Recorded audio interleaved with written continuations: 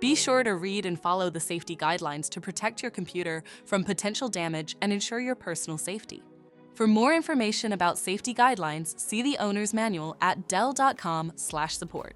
Before you begin, turn off the computer and disconnect all the attached peripherals.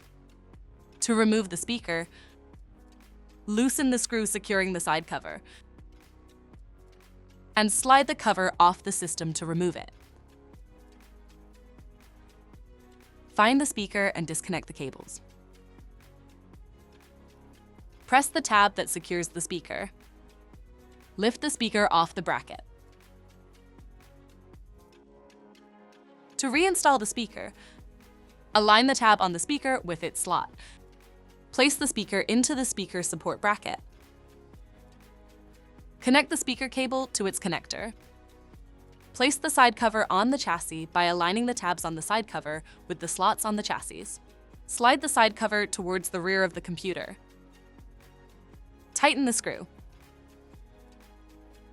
For more information about your Dell system, visit dell.com/support.